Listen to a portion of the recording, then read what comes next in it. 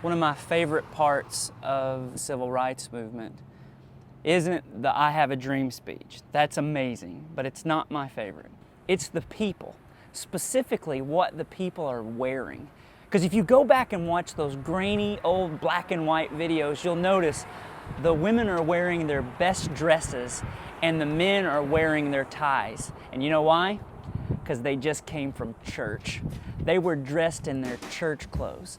See, these are people who have been worshiping and praying and singing about a God who has made us all in His image, and they learned that vision, that dream came from the church.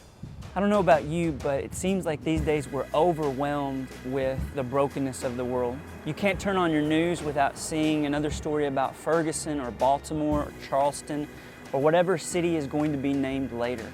And it's not just racial discrimination, it's brokenness in all its forms, and all the ways we discriminate against each other, all the ways we try to make ourselves feel better about ourselves by pitting ourselves against other people.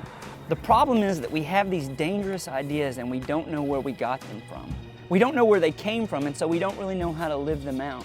But what if I told you that Dr. King's dream didn't start in Washington? What if I told you Dr. King's dream started in a cave in Bethlehem?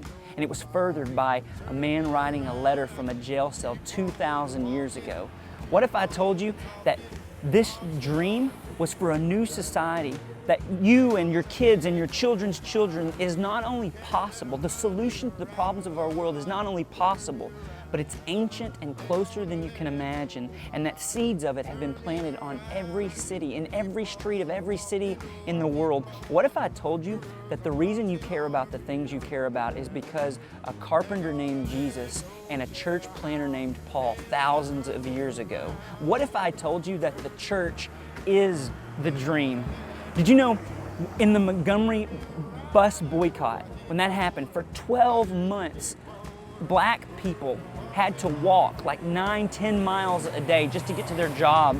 And when that was happening, for a year, they had to make extreme sacrifices. They had to give up so much of their convenience and their comfort. But every night, every single day, they would gather together for a mass church meeting where they would pray and sing and find courage and faith and hope for a better tomorrow. Because that's what resolved them, that things don't have to stay the way they are. The church is the dream. The church is the prayer of Jesus, the temple of God, the life of saints, and the hope of sinners. The church is the community of God's people, a city, a new society, a community within every city. The church alone has the power of God to solve the problems that we all know need fixing. We don't only know the problem, we know the solution. We can be a city set on a hill. We can be a counterculture for the good of the culture. We can be a city within a city that shows the world how to live again, because we are at our best a church of a different kind.